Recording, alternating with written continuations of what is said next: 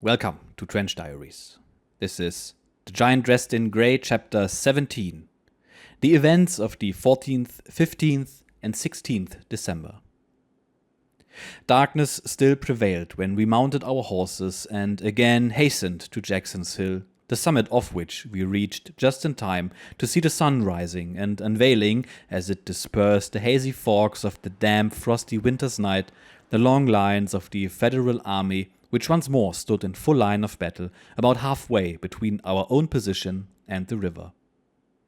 I could not withhold my admiration as I looked down upon the well-disciplined lines of our antagonist, astonished that these troops, now offering so bold a front to our victorious army, should be the same whom not many hours since I had seen in complete flight and disorder. The skirmishers of the two armies were not much more than 100 yards apart, concealed from each other's view by the high grass in which they were lying, and above which, from time to time, rose a small cloud of blue smoke, telling that a shot had been fired before the report came feebly wafted to us by the light morning breeze. As the boom of artillery now began to sound from different parts of the line, and the attack might be expected every minute, each hastened to his post. As on the previous day, our cavalry was briskly engaged with the hostile sharpshooters, and again the firing sounded loudest in the neighborhood of the straw stacks already mentioned. That these should no longer offer a shelter, some of Pelham's well-directed shells soon set the dry material in a blaze, and the squad of 40 or 50 Yankees who had sought the protection of the stacks, finding the place too hot to hold, scampered off in a body, accompanied by a loud cheer from our men and a well-aimed volley which brought down several of the fugitives. Hour after hour passed away in anxious expectation of the combat, but though the skirmishing at times grew hotter and the fire of the artillery more rapid, long intervals of silence again succeeded. As usual, the hostile batteries were not chary of their ammunition, and whenever a group of officers showed itself plainly within range, it was at once greeted with a couple of shells or solid shot. Having to ride over to Fitz-Lee, who with the greater part of his brigade was in reserve, I met Dr. J, whose acquaintance I had made during one of our raids. He was just driving up to the general in his buggy, which, besides his hospitable inmate, contained an excellent cold dinner and a bottle of whiskey for our solace. We had scarcely, however, begun to unpack the chickens and biscuits, and the cork was still on its way through the neck of the whiskey bottle, when, instead of the cluck announcing its complete extraction, our ears were greeted with a sound never pleasing at any time, but at this particular moment more than ever awakening disgust: the whizzing of a shell which plunged into the soft ground not more than 20 feet off, covering us instantaneously with an abundant coating of mud. This was too much for the nerves of our peaceful host, who drove off, carrying with him the much-coveted refreshments, which had delighted our eyes only to delude our remaining senses. We followed him, however, in eager pursuit, and succeeded several times in overtaking and arresting the flight of the precious fugitive, but each time our happiness was cut short by the enemy's artillery, whose aim pursued the buggy as tenaciously as ourselves, till, at last, we took refuge in a deep ravine, completely screened from the keen eyes of the Yankees who, as we completed our meal, came in for a fire of maledictions for their want of common courtesy and consideration. Thus did the day wear on to its close without any event of importance, and it becoming evident as the evening advanced that the attack would not be renewed on the 14th, we returned after nightfall once more to our short night's rest at headquarters.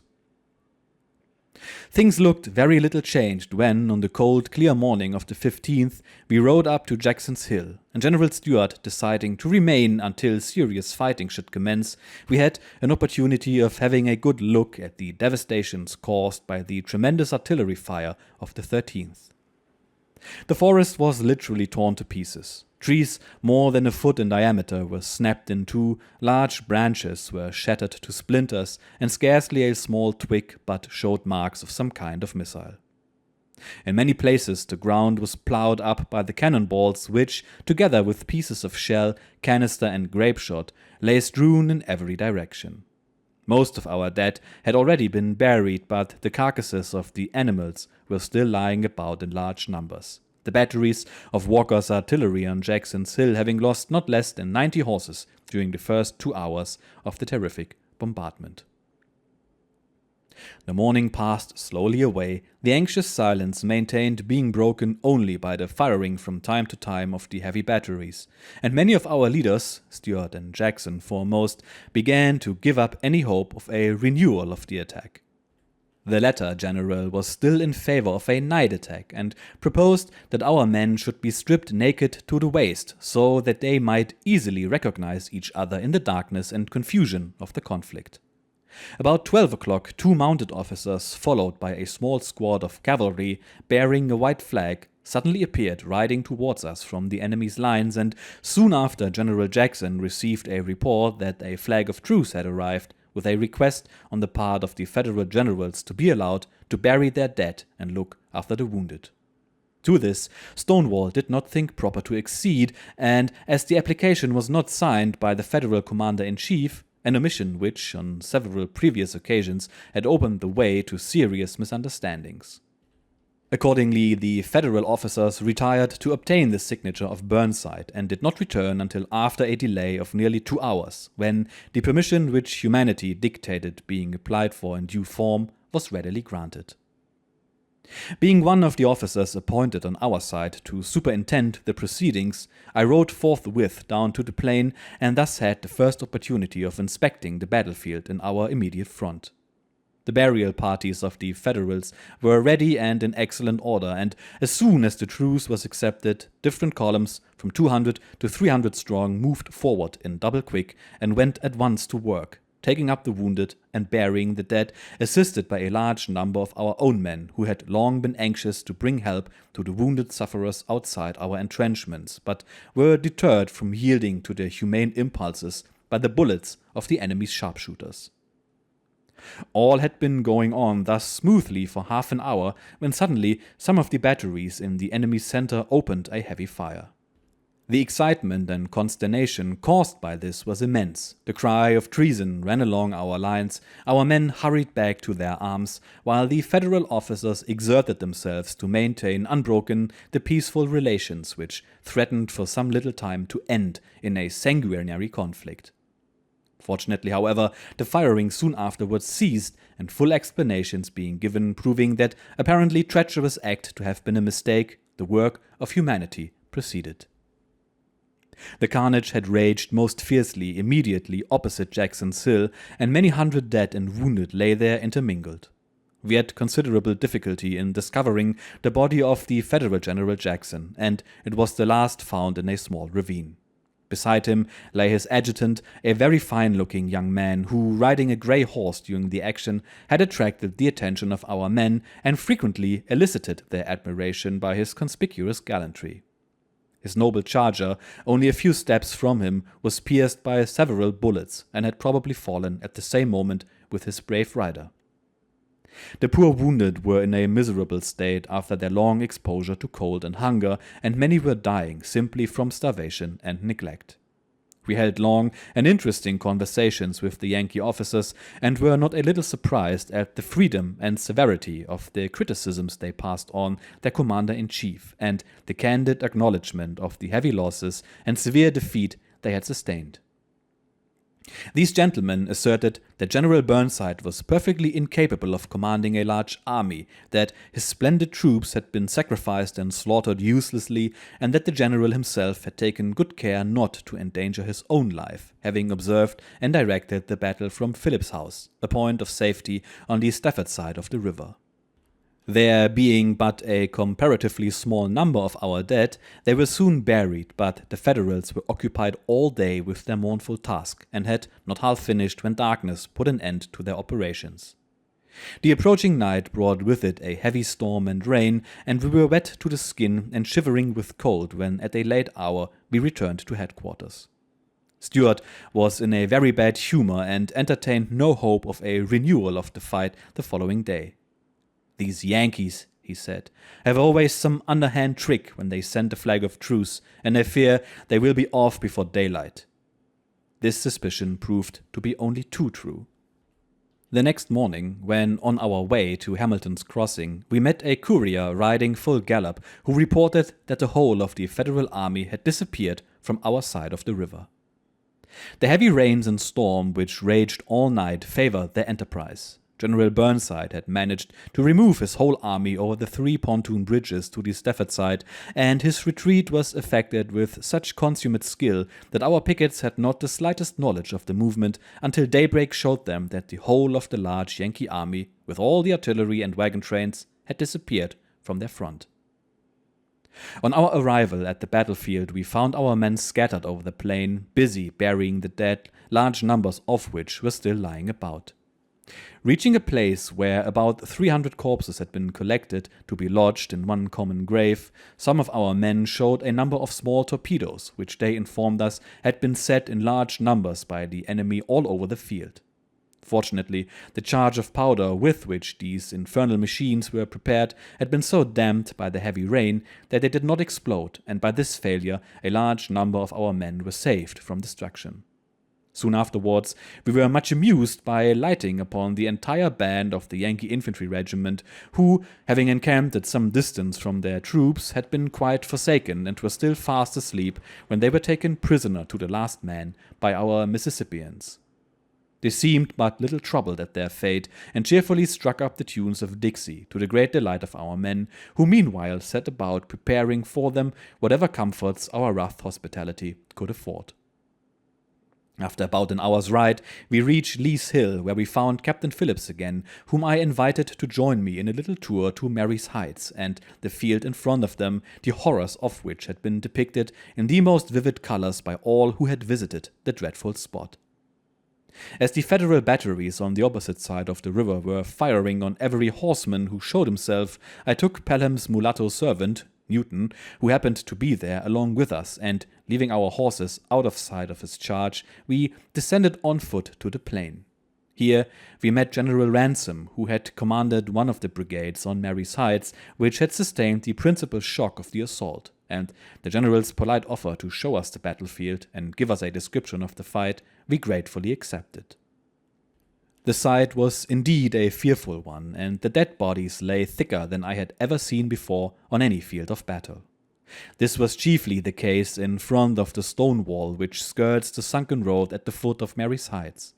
The dead were here piled up in heaps 6 or 8 deep. General Ransom told us that our men were ordered not to commence firing until the enemy had approached within a distance of 80 yards, but that from the moment they advanced within this, the hostile ranks had been completely mowed down by our volleys. The nature of the ground towards the town is open and flat, broken only by some plank fences, and dotted with a few wooden houses scattered here and there.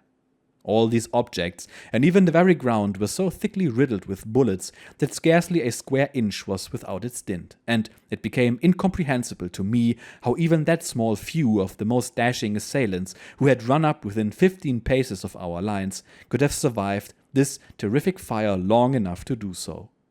Many of the Federal soldiers had found death seeking shelter in the small courtyards of the houses behind the wooden plank fences surrounding them, but which, of course, offered not the slightest protection, and heaps of the corpses of these poor fellows filled the narrow enclosures.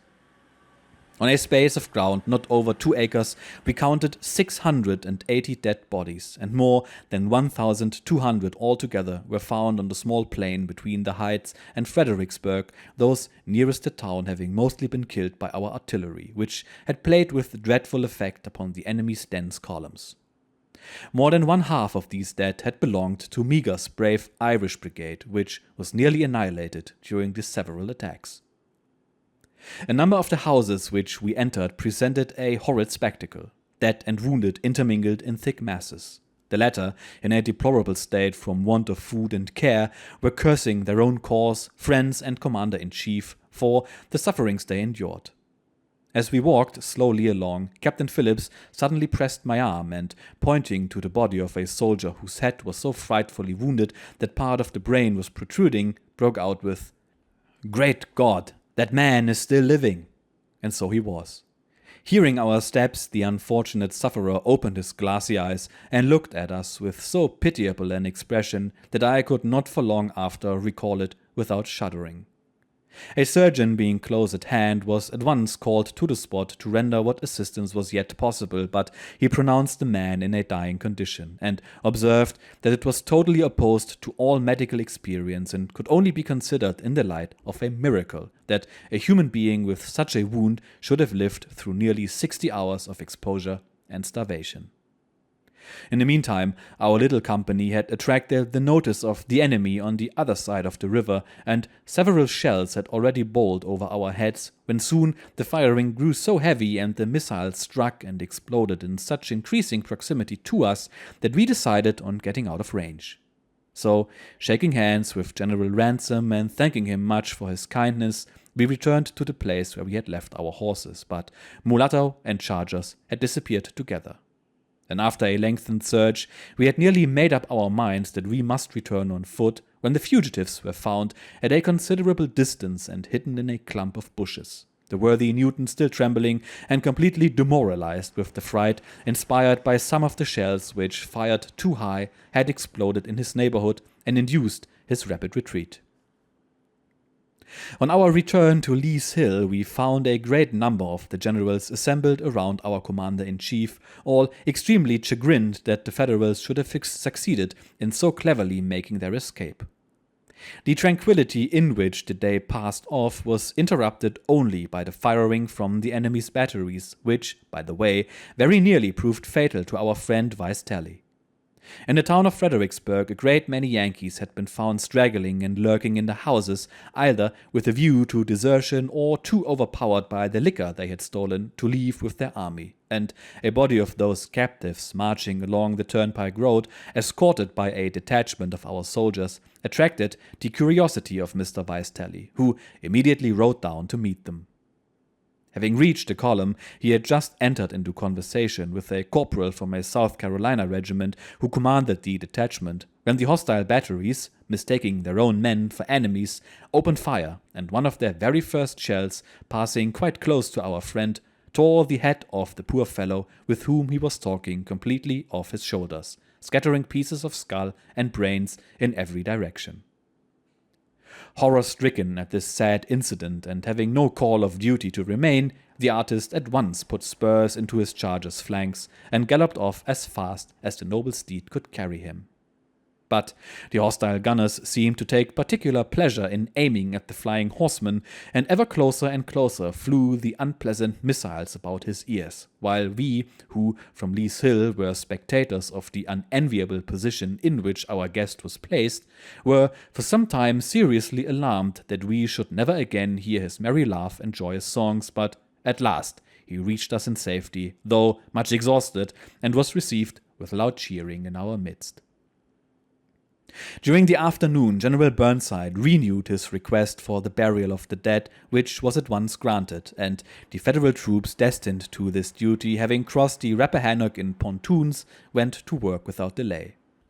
Having been again ordered to assist in the superintendence of the proceedings, I was painfully shocked at the inevitably rough manner in which the Yankee soldiers treated the dead bodies of their comrades.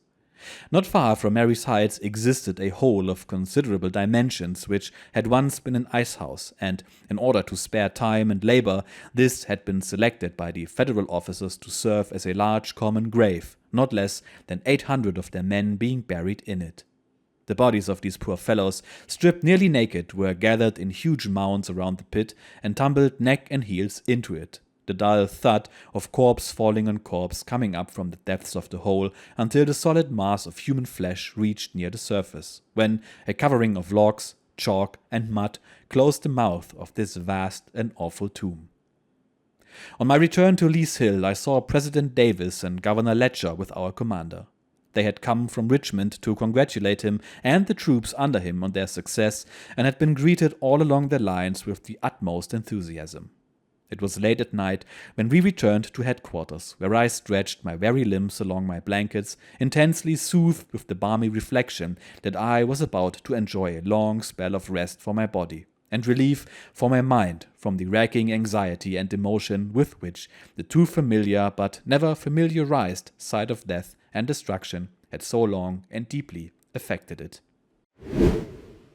gruesome mental images in this one, as we are witness to the aftermath of the Battle of Fredericksburg. As you can tell, our author is struggling a bit with everything he sees, and that, I guess, is why only a very short chapter is dedicated to these 3 days of his campaign, which is understandable given the things at hand. We can only hope that he can recover his humors in the future, and we will learn all about it in the next episode. Cheers.